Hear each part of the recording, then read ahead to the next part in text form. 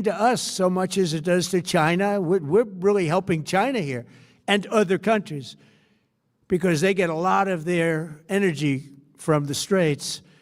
But, hey, look, we have a good relationship with China. It's my honor to do it. Yeah.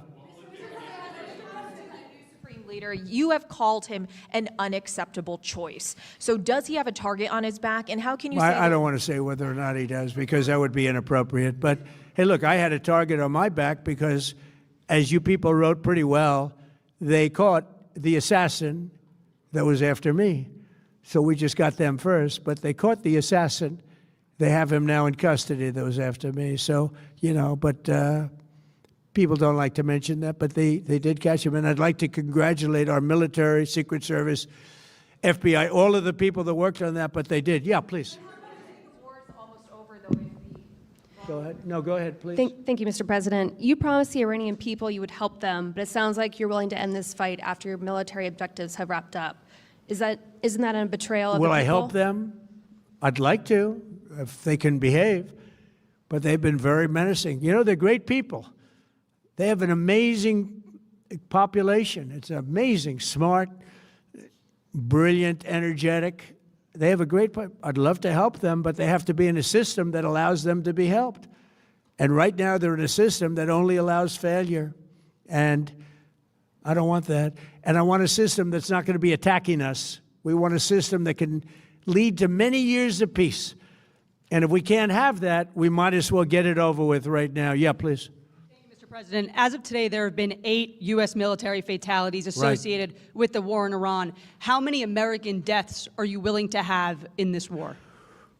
Well, as I said before, when you have conflict, it's been a very big 2 days, I have to say. And we'll be heading back to Washington, D.C. right after this. And I'd like to wish everyone a very good evening. And over the weekend, the United States military and the Israeli Defense Forces continued Operation Epic Fury very successfully. Over the past 9 days, we've carried out some of the most powerful and complex military strikes and maneuvers the world has ever seen.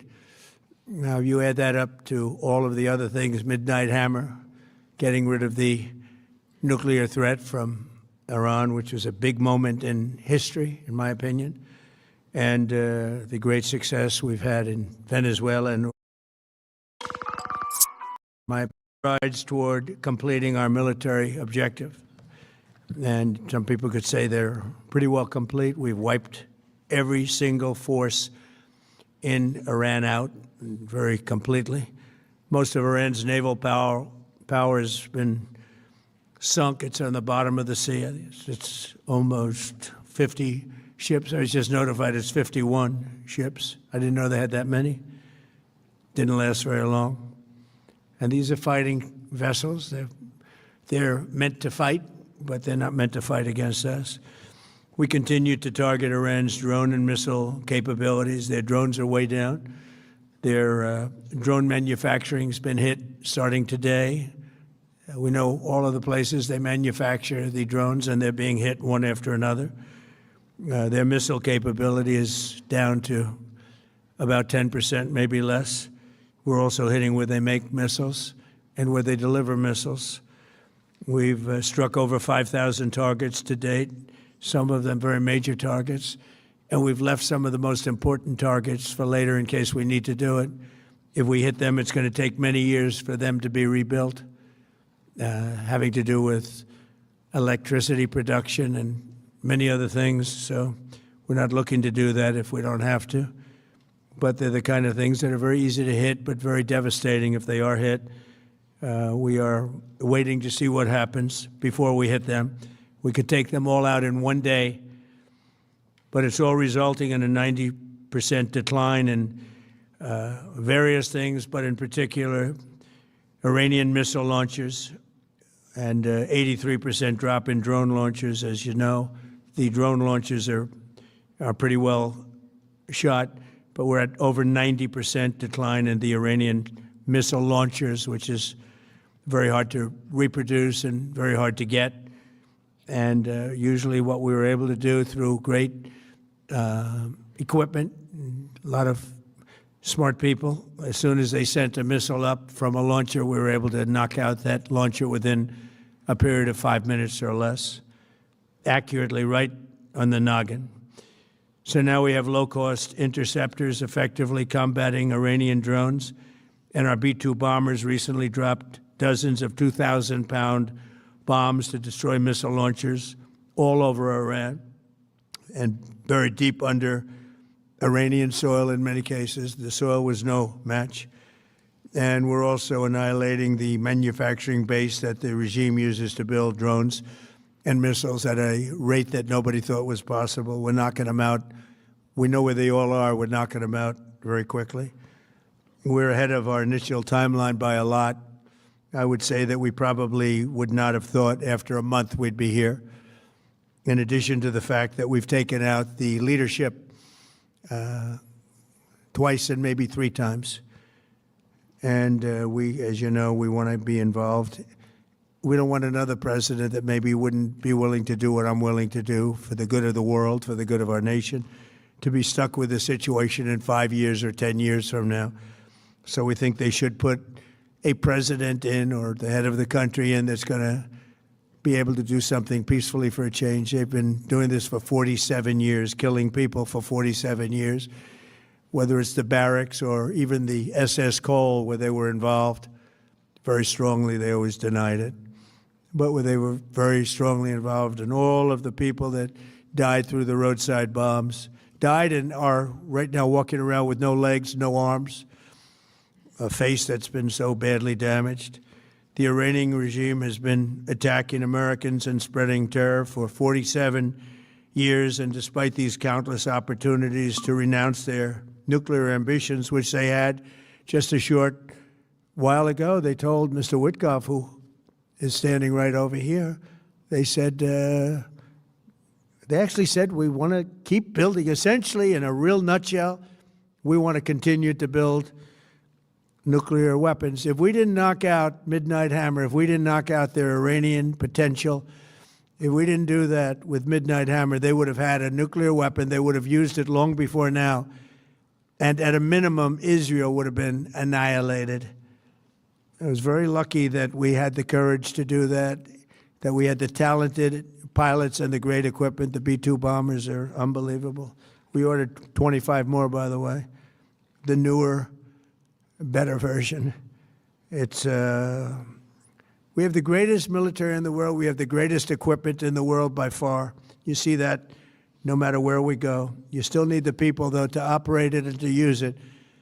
And those are the people that we cherish. Even after we obliterated their key nuclear sites in Operation Midnight Hammer, they never negotiated in good faith. They still continued to say, we want to build nuclear. We want enrichment at levels that were unacceptable. And they even turned down an offer for unlimited free nuclear fuel forever for civilian purposes. We had people offering them free nuclear fuel. They weren't interested in that because they wanted to build a nuclear weapon. So instead, the regime was trying to reconstitute its weapons program at a different site. They couldn't go back to where they were, the 3 sites that we obliterated, but they were starting work at another site, a different kind of a site, and that was protected by granite. They wanted it protected. Granite's pretty good, but they wanted it protected by a lot deeper. They wanted to go a lot deeper, and they started the process while rapidly building conventional ballistic missiles. They were going to do it all at the same time. That threatened our overseas bases and soon could have reached even our homeland. The regime's intention was to use this exponentially growing ballistic missile threat to make it virtually impossible to prevent them from obtaining a nuclear weapon. So as you probably saw, they had a tremendous number of missiles, most of which are now being used or destroyed, and very unsuccessfully used, because we have been able, for the most part, to shoot them all down. What incredible technology. The Patriots have been unbelievable, and other things. And the laser technology that we have now is incredible. It's coming out pretty soon.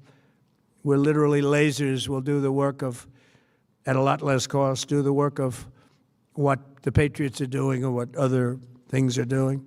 the situation was very quickly approaching the point of no return, and the United States found it intolerable, in my opinion, based on what Steve and Jared and Pete and others were telling me, Marco, so involved, that I thought that they were going to attack us. I thought they would, if we didn't do this at the time we did it, I think they had in mind to attack us. And if you notice, they did something which was very foolish, very stupid, I would say. They attacked their neighbors.